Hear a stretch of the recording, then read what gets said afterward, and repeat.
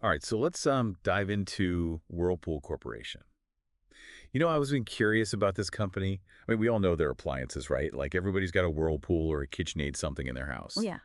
But how does a company like that, a company that makes washing machines and refrigerators, how do they operate on such a global scale? It's kind of what I want to unpack today. We've got a bunch of sources to help us figure this out.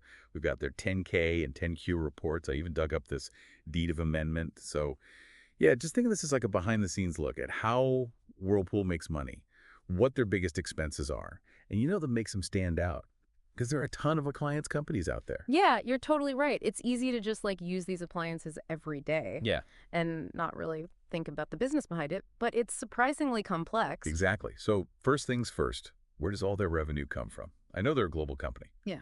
but what are their main money makers? Well, as you might expect, their main source of revenue comes from selling all those major appliances, refrigerators, washing machines, ovens, all that stuff. But they also generate revenue from smaller appliances, things like spare parts and extended warranties. Okay, that makes sense. But I'm guessing there's more to the story than just, you know, selling appliances. Oh, yeah, for sure. What I find super interesting is that Whirlpool has really been trying to diversify their revenue streams. Like, for example, they acquired the InSinkErator business back in 2022. InSinkErator. Wait, as in like the garbage disposal company? Yep, that's the one. I know it might seem like a strange fit at first, but it was actually a really smart move. InSinkErator is a huge player in the food waste disposer market, and it actually works really well with Whirlpool's existing appliances. Hmm. Interesting. So they're branching out beyond traditional appliances. Are there any other examples of how they're diversifying? Yeah, definitely. They've also been exploring subscription type arrangements, probably for services tied to their smart appliances. And they've also got some licensing agreements going on. Like Whirlpool China is a good example. It's a totally separate company, but they license the Whirlpool brand. It just shows how far their global reach extends. Wow, that's interesting. Okay, so we have a good idea of how they make money.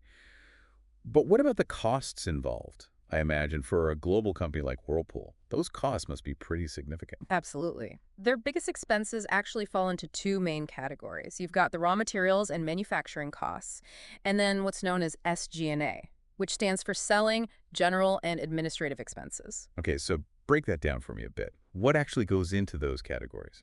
So for raw materials, think of all the individual pieces that go into an appliance, like steel, plastics, all the electronics.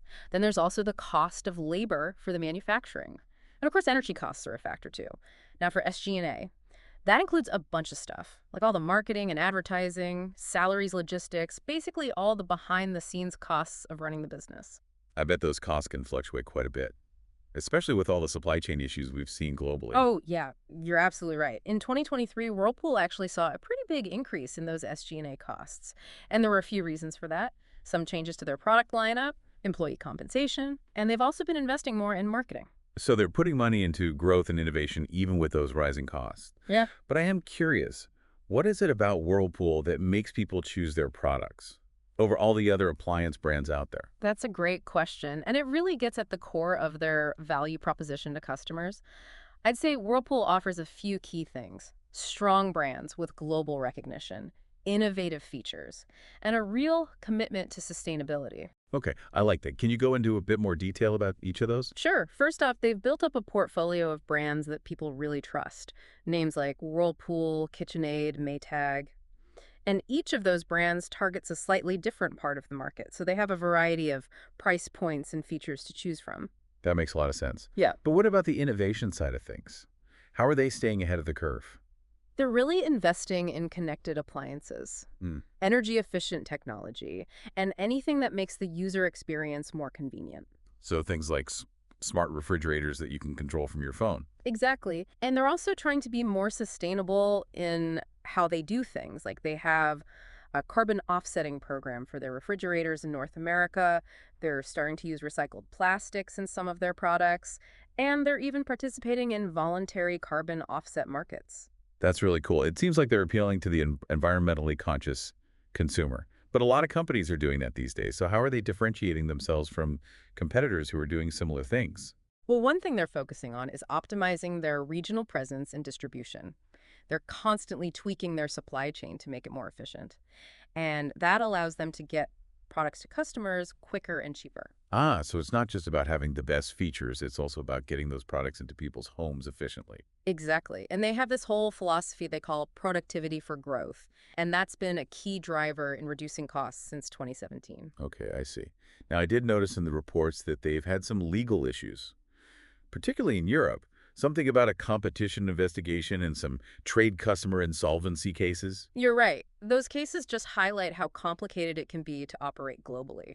These legal and compliance issues can pop up out of nowhere, Hmm. and they can have a huge impact on a company's finances.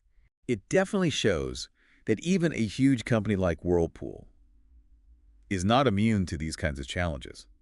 So we've got a good handle on their revenue streams, their costs, and what Yeah. they offer customers. But what I really want to understand now is what makes their operations tick?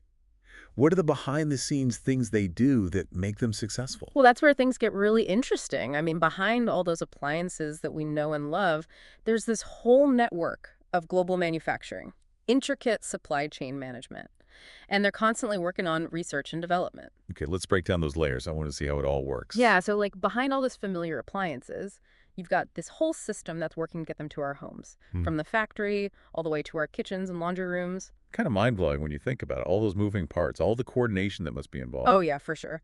It all starts with their global manufacturing network. They have production facilities all over the world, which allows them to serve different regions really efficiently. Makes sense.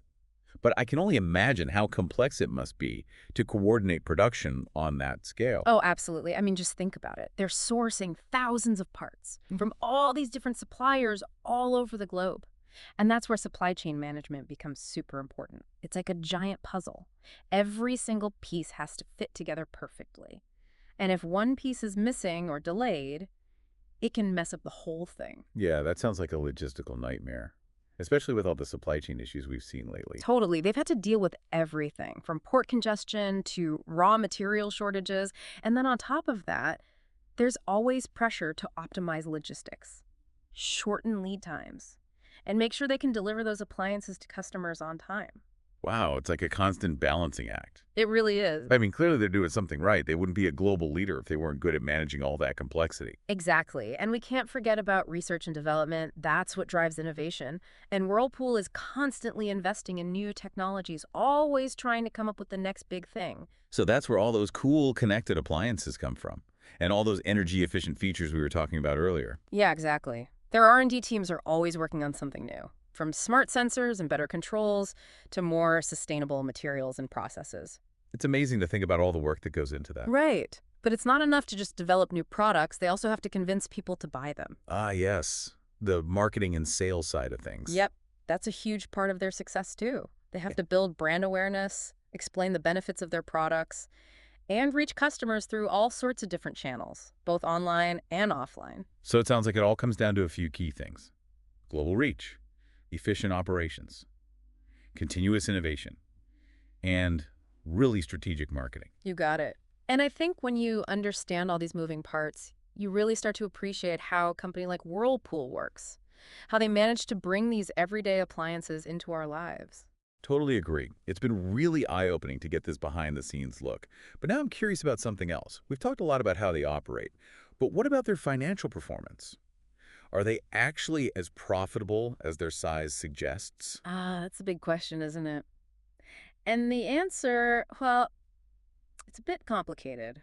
Whirlpool has a good track record of profitability, but they're not immune to all the ups and downs of the global market. Okay, so tell me more. Yeah. What are some of the key things we should be looking at when it comes to their financials? Okay, so we've talked a lot about how they operate, but what about their financial performance? Are they actually as profitable as their size suggests? Ah, that's the big question, isn't it? And the answer, oh, it's a bit complicated. Whirlpool has a good track record of profitability, but they're not immune to all the ups and downs of the global market. Okay, so tell me more. What are some of the key things we should be looking at when it comes to their financials? Well, one of the most important things is their EBIT, which stands for earnings before interest and taxes. It's basically a measure of their core operating profitability without the effects of things like debt financing. Okay, got it. So how has their EBIT been doing lately? It's been a bit of a roller coaster, to be honest. Back in 2021, their EBIT margin which is just the EBIT as a percentage of their total revenue, that reached almost 18%. But then in 2022, it dropped down to 11.5%. Wow, that's a pretty big drop. What happened there? It was a few things all happening at once. You had inflation eating into their margins, sales were down because the economy wasn't doing so great, and they also had to divest their Russia business. So a lot of challenges all at the same time, but they didn't just give up, did they? No, not at all. They really doubled down on trying to optimize their costs. They streamlined their product portfolio, focusing on the items that had higher profit margins, and they really worked hard to navigate all those supply chain issues. And did it work? Yeah, to some extent. In 2023, their EBIT margin went back up to 9.7%, so not quite back to where it was in 2021, but still it shows they're able to adapt and bounce back. That's good to hear. But profitability is only one part of the story, right? What about their cash flow? How are they managing the money coming in and going out? You're thinking like a true financial analyst. Cash flow is super important for any business, and Whirlpool has generally been really good at generating cash.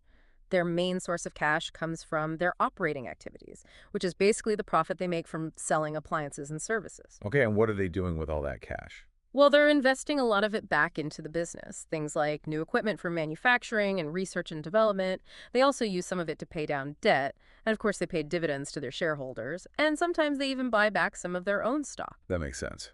Sounds like they're finding a good balance between investing in the future and rewarding their shareholders. Hmm. But I did notice in the report that their cash flow from operations actually decreased in 2023 compared to 2022. Why was that show? Yeah, you're right. Their operating cash flow in 2023 was $915 million, down from $1.39 billion in 2022. And the main reason for that was lower earnings in 2023 and some higher working capital needs from the previous year. So even a company like Whirlpool that's usually good at generating cash can be affected by market changes. Exactly. It just goes to show that no company is completely immune to those external factors. But even with that decrease, they still generated almost $1 billion in cash from operations, which is pretty impressive. I agree. So we've talked about profitability and cash flow. What other financial aspects should we be considering? Well, one area that often gets overlooked is the balance sheet, which basically shows you a snapshot of their assets, liabilities, and equity at a specific point in time. It gives you a really good picture of their overall financial health.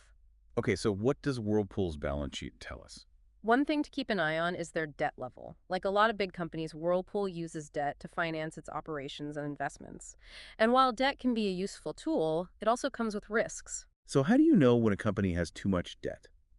One way to measure that is to look at their debt to equity ratio, which basically compares their total debt to their shareholder equity.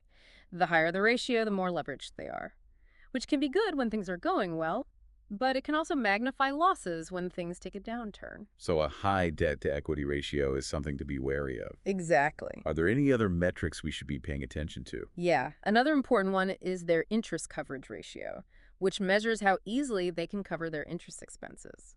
Basically, it shows you how comfortable they are with handling those debt payments. And that's probably even more important now, with interest rates going up. You got it. Now, what about their assets? What do they actually own? And how do those assets contribute to their business? Their most important assets are their manufacturing facilities, which are all over the world. Those facilities are crucial for their production capacity and their ability to get those appliances to customers globally. Right. And I imagine they have to invest a lot of money in those facilities. Oh yeah, constantly. They're always upgrading equipment, implementing new technologies, and making sure everything is running as efficiently as possible. It's like a never-ending process. Pretty much. Now, besides those physical assets, do they have any intangible assets? Of course. And those intangible assets are arguably even more valuable. Things like their brand recognition, their patents, trademarks, customer relationships, all those things that you can't physically touch, but that contribute a lot to their overall value. So things like their reputation and customer loyalty. Exactly. And for a company like Whirlpool with their strong brands, those intangible assets are a huge competitive advantage. Okay, so we've covered a lot of ground here. We've talked about their profitability, cash flow, debt levels, Yeah. and even their tangible and intangible assets. So what's the big picture? Is Whirlpool a financially healthy company?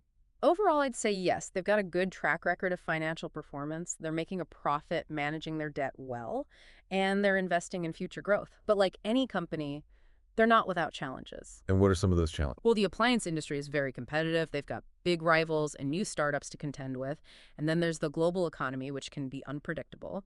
Things like currency fluctuations, trade tensions, geopolitical instability, all of that can affect their bottom line. And of course, there are still those supply chain issues and rising costs. Exactly. So it's not all smooth sailing. It sounds like they need to stay adaptable and keep innovating to stay ahead. Absolutely. And that brings us to their strategic initiatives, how they're planning for the future. Okay, let's talk about that. What are Whirlpool's priorities? And how are they adapting to all these challenges and opportunities? Well, one of their main focuses is innovation. They're putting a lot of resources into developing connected appliances, energy efficient technologies, and features that people actually want. So they're not just making appliances, they're making appliances that are smarter, more sustainable, Yeah, and more integrated into our lives. exactly. Another focus is global expansion. They're looking at emerging markets where there's a lot of potential for growth. So they're not just sticking to their existing markets. Right. And they're doing this through a mix of organic growth partnerships and acquisitions. They're also trying to sell more directly to consumers online because e-commerce is becoming so important. Wow, it seems like they've got a lot going on. They do. But it's not all about growth, is it? They also need to be efficient. You're absolutely right. They're really focused on streamlining their operations, optimizing their supply chain, and using technology to reduce costs and improve productivity, Yeah, basically doing more with less. makes sense. But with all these different initiatives, there must be some roadblocks along the way. Oh, yeah, for sure. As we said, competition is fierce. And the global economy can throw some curveballs, so they have to be ready for anything. It sounds like they have a lot to deal with. They do, but let's not forget their strengths. They have those well-known brands, a global manufacturing presence, and they really understand what consumers want. Plus, they've shown time and time again that they can adapt and innovate. So, overall, what's your outlook for Whirlpool? Do you think they're going to be successful in the long run? Well, the appliance industry is always going to have its ups and downs, but I think Whirlpool has what it takes to succeed. Strong brands, global scale innovation, and a focus on keeping costs down. They're not just riding the wave, they're actually shaping it. I like that. They're not just making appliances. They're shaping the future of how we live in our homes. Exactly. Well, it's been incredible learning about Whirlpool Corporation, from their global operations to their financial strategies and their vision for the future. It's been a really fascinating deep dive. It really has, and that's Yeah. what I love about these deep dives. They always spark my curiosity and leave me wanting to learn more. Thanks for joining me on this journey.